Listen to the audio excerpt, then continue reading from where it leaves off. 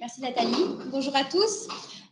Donc, je vais vous présenter, comme l'a dit Nathalie, un projet que j'ai eu l'opportunité de réaliser pendant le premier semestre de l'année 2021 sous la supervision de David Fage, Cécile Duterme et Frédéric Coton. Donc, vous n'êtes pas sans savoir que les immunosuppresseurs sont indispensables pour prévenir le rejet de la greffe. Il est évidemment indispensable d'avoir une posologie adéquate, d'une part pour éviter un risque de sous-dosage qui pourrait mener à un rejet de la greffe, et d'autre part pour éviter un risque de surdosage qui pourrait occasionner un risque accru d'infection opportuniste et de ce fait le décès d'un patient et une toxicité organique importante puisqu'on reconnaît à ces immunosuppresseurs des toxicités, je vais penser notamment à une toxicité rénale au niveau des inhibiteurs de la calcineurie qui est assez importante et donc qu'il va falloir éviter de façon excessive. Alors, les immunosuppresseurs sont des bons sujets pour le monitoring thérapeutique parce qu'ils répondent à toute une série de critères que je vais énumérer maintenant. Donc, ils ont un index thérapeutique étroit. Ils ont une relation directe entre la concentration que l'on retrouve au niveau sanguin et l'effet escompté. En revanche, il n'y a pas de relation directe entre cet effet et la dose administrée puisqu'il y a une grande variabilité interindividuelle mais également intra-individuelle puisque les fonctions de l'organe transplanté vont évoluer au cours du temps. Si je pense notamment à une transplantation hépatique ou rénale, ce sont des organes qui sont impliqués dans la métabolisation de nombreux médicaments. Et évidemment, la pharmacocinétique de ceux-ci s'en verront modifiées et donc leur concentration sanguine également.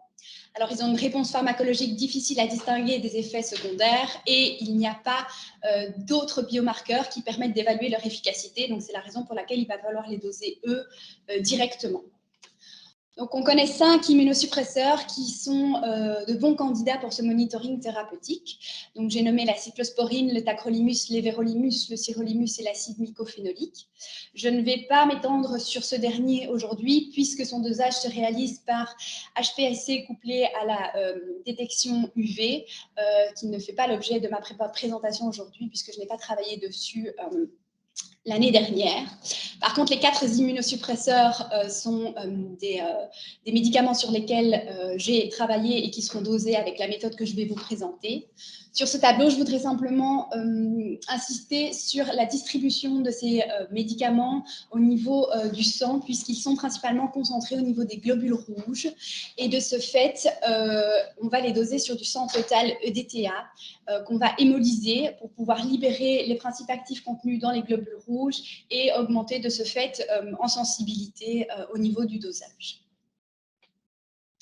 Alors, ces immunosuppresseurs peuvent être dosés par différentes méthodes. Celle que je vais vous présenter aujourd'hui, c'est la LC-MS-MS, qui est une méthode qui est reconnue pour avoir de très nombreux avantages au niveau des performances analytiques, puisque ça a une très haute sensibilité, une très haute spécificité, et ça n'a pas de réaction croisée. Évidemment, pour les médicaments, c'est assez important, puisque dans le sang du patient, on va retrouver également des métabolites qui sont des molécules structurellement proches de la molécule que l'on va doser, avec de ce fait un risque de réaction croisée s'ils sont reconnus par les anticorps des immunodosages et donc un risque d'erreur analytique de ce fait. Le problème de la LC-MS-MS, c'est qu'il y a plusieurs inconvénients, je dirais, logistiques, puisque c'est une méthode qui nécessite une extraction manuelle et qui encore est toujours principalement manuelle en 2022. Et donc, ça nécessite un personnel qualifié et spécialisé qui réalise ces dosages pour réaliser cette extraction. Donc, ça demande un temps technologue assez important, des analyses uniquement en série pour réaliser cette extraction, et ça empêche une analyse 24 heures sur 24. Évidemment, ça occasionne des grandes erreurs de manipulation, une grande variabilité interopérateur, et donc c'est tout autant d'inconvénients qu'il va falloir essayer de contrer. Fort heureusement, ils sont, pour la plupart d'entre eux, surmontables par l'automatisation de la LC-MS-MS, qui est le sujet que je vais vous présenter aujourd'hui, donc ça tombe bien.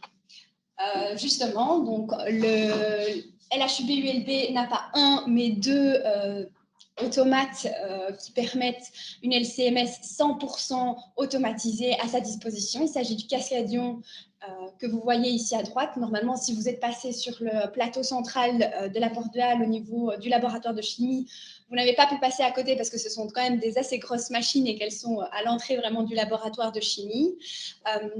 Et donc, c'est là-dessus que j'ai travaillé l'année dernière. À contrario, la méthode que j'ai utilisée pour comparer et pour évaluer cet automate était la méthode qu'on utilisait jusqu'à présent, qui est une méthode de LCMS classique, donc où une extraction manuelle doit être réalisée par un technologue. C'est un kit prêt à l'emploi avec l'ensemble des différents réactifs nécessaires pour réaliser cette extraction d'une part, mais aussi avec les phases mobiles qui vont permettre la chromatographie liquide en tant que telle. Alors ici, j'ai fait des petits schémas qui vous permettent de représenter un peu les différences au niveau de l'extraction. Donc on peut voir sur la partie droite de la diapositive qu'au niveau du cascadion, en fait, c'est extrêmement simple, puisqu'on a simplement le tube DTA qu'il va falloir retourner pour remettre en suspension les éléments figurés du sang qui auraient sédimenté avec le temps. Il va falloir le décapsuler pour enfin directement le charger sur l'automate. Et donc, c'est la seule intervention humaine qui sera nécessaire. A contrario, au niveau de la méthode classique, donc le Mastox, qui est une méthode Chrome System, il va falloir donc mettre... je ne vais pas tout détailler, mais donc vraiment réaliser l'extraction en tant que telle, mettre les différents réactifs, laisser des temps de latence pour s'assurer d'une hémolyse adéquate, d'une précipitation adéquate, etc. Et donc, chacune de ces étapes peut être sujet à une erreur de manipulation, peut être sujet à une inversion de patient, et donc, in fine, à un résultat erroné rendu qu'on va vouloir essayer de contrer par l'automatisation de cette technique. Alors, quels sont les enjeux de cette chromatographie liquide couplée à la spectrométrie de masse automatisée? Donc, c'est d'avoir des performances analytiques, évidemment, qui sont au moins aussi bonnes, sinon évidemment meilleures que la LCMS classique, puisque comme on a une automatisation, on s'attend à une précision quand même meilleure par l'automate que par une intervention humaine. C'est d'avoir un automate qui est pratique et simple d'utilisation, intégrable dans un core lab avec une réduction du délai de réponse. Alors, d'un point de vue analytique, qu'est-ce que j'ai pu observer? Alors, pour évaluer cela, j'ai trouvé un article de l'Association internationale de monitoring thérapeutique qui recommande d'avoir un CV analytique inférieur à 6%. Il tolère jusque 10% pour les concentrations plus basses où la variabilité est plus importante, mais leur cible, c'est vraiment 6%. Et en termes de répétabilité, eh bien, on peut voir que pour les 4 immunosuppresseurs que j'ai évalués, on a un CV qui est inférieur à 3%, ce qui est tout à fait acceptable. En termes de fidélité intermédiaire, eh bien là, sur les 3 niveaux de contrôle de qualité interne que j'ai évalués, on est aussi systématiquement inférieur à 6%, donc c'est la ligne reprise en verte. Et alors, ce que je trouve intéressant, c'est de comparer nos CV à ceux qu'on avait obtenus lors du dossier de validation de la méthode Chrome System il y a de ça quelques années. Et on voit que pour le niveau le plus bas de contrôle de qualité interne, pour le tacrolimus, l'éverolimus et le sirolimus, eh bien notre CV analytique est presque divisé par 3, ce qui est extrêmement appréciable et ce qui témoigne que l'automatisation permet une précision plus importante. Alors, je vous ai dit que le LHUB n'avait pas un, mais 2 cascadions. Et donc, évidemment, il nous a été jugé utile d'évaluer la biais entre nos 2 cascadions. Ce que je ne vous ai pas dit, c'est que dans chaque cascadion, il y a 2 colonnes chromatographiques, ce qui permet en fait d'analyser 2 panels différents ou alors d'augmenter le rendement d'analyse. Et donc, il nous a aussi été jugé utile d'évaluer le biais qu'il y a entre ces 2 colonnes chromatographiques au sein d'un même cascadion. Et donc, ça, c'est le biais que je vous représente ici, où j'ai aussi analysé avec des contrôles de qualité interne. Et on voit qu'on a un biais aux alentours de 1,5% 80% maximum pour les 4 immunosuppresseurs. Donc, on a vraiment une comparaison intercanaux qui est excellente.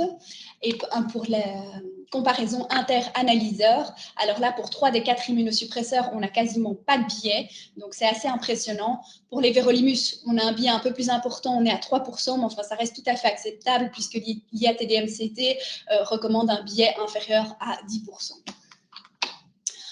En ce qui concerne la comparaison de méthodes, là aussi, on a de très bons résultats puisqu'on a un biais inférieur à 10% pour les 4 immunosuppresseurs. J'ai repris les N que j'ai analysés, le nombre de patients que j'ai analysés sous les titres du tableau. Je ne vais pas m'étendre sur le sujet parce que je pense qu'on a déjà pas mal de choses à dire ce soir. Donc voilà.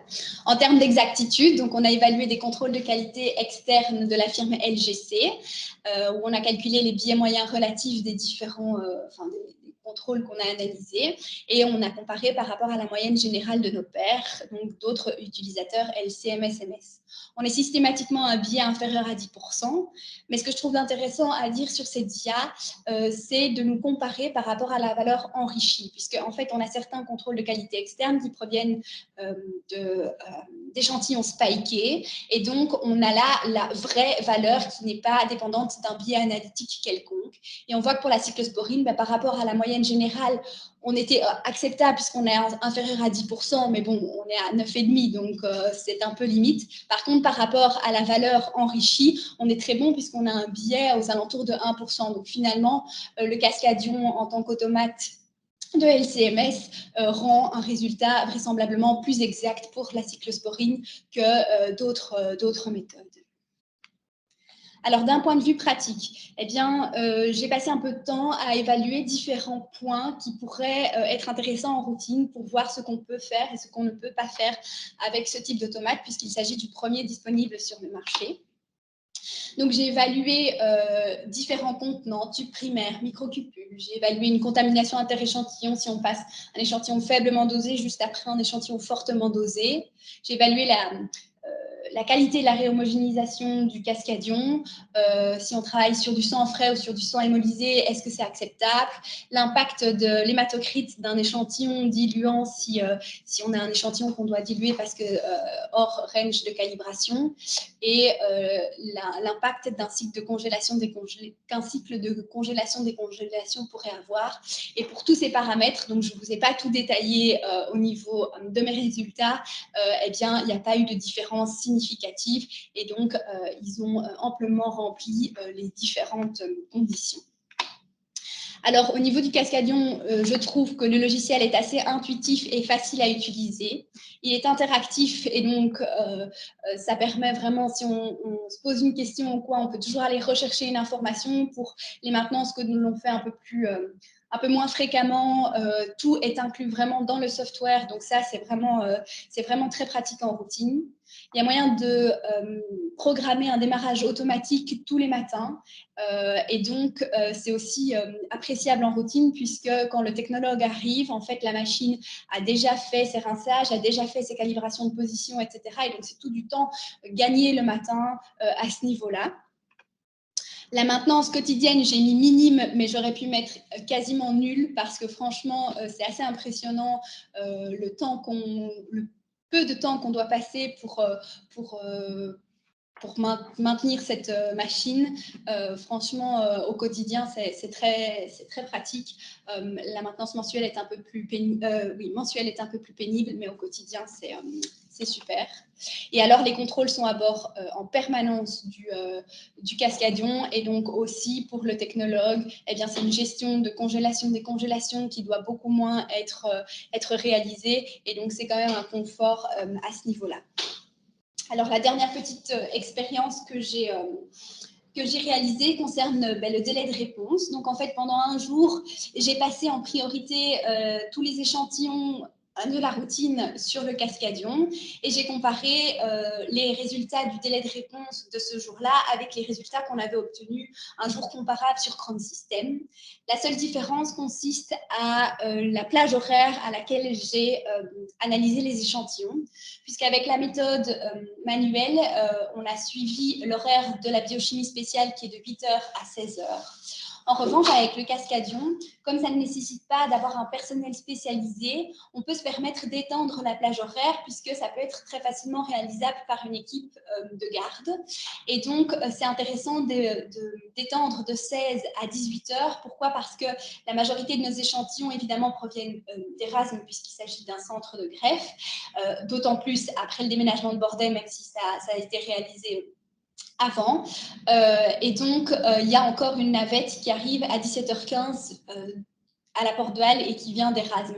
Et donc, on a toute une série de prélèvements, si on s'arrête à 16h, qui ne sont analysés que le lendemain matin. Et donc, évidemment, pour la prise en charge des patients, ça retarde l'adaptation posologique si nécessaire. Et donc, ils ont une moins bonne prise en charge. Et donc, sur les graphes, on voit clairement que indépendamment même de l'extension de la plage horaire, eh bien, on a une réduction du TAT d'à peu près 1 heure pour l'ensemble des prélèvements. Donc, c'est très appréciable, évidemment. Et alors, pour l'extension du TAT, en fait, si on regarde sur le graphe du haut, on a toute une série de prélèvements qui ont un TAT entre 15 et 20 heures. Et donc, ça correspond exactement à ces prélèvements qui arrive avec la dernière navette. En revanche, avec le Cascadion, je n'ai eu qu'un seul prélèvement qui correspondait à ces TAT. En fait, il s'agissait simplement d'un prélèvement qui a été réceptionné sur Anderlecht juste après le départ de la navette et donc qui a été quand même analysé le lendemain matin, mais ça a permis quand même de réduire considérablement le nombre d'échantillons concernés.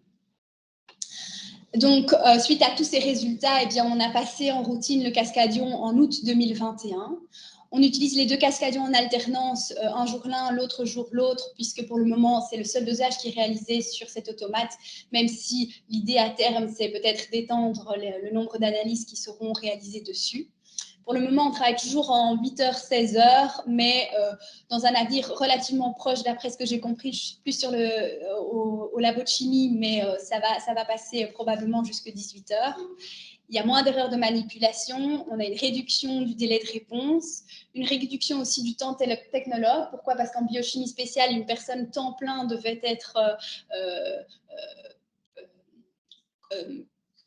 consacré, voilà, je ne trouvais plus le mot, merci, consacré au dosage de ces immunosuppresseurs. Et en plus de ça, il devait venir le matin, le week-end. Ici, le dosage des immunosuppresseurs est combiné à un autre poste et il n'y a plus de technologues qui viennent le week-end, même si ce sont des PG qui font le travail. Mais voilà, il n'y a personne qui vient en plus pour le moment. Alors, je voudrais remercier l'ensemble des personnes qui m'ont encadrée. Je voudrais remercier aussi Ibrahim et Dominique parce qu'ils m'ont passé pas mal d'échantillons, surtout à la fin de mon projet, pour m'alléger un petit peu et aussi pour se faire la main sur la nouvelle machine, il faut le dire. Et alors, tous les technologues de biochimie spéciale, parce que je peux vous dire que je leur ai demandé très, très souvent de repasser pas mal d'échantillons. Donc ça, je tenais vraiment à les remercier grandement pour cela. Et enfin, à vous tous pour votre attention malgré l'heure qu'il est. Merci Élie.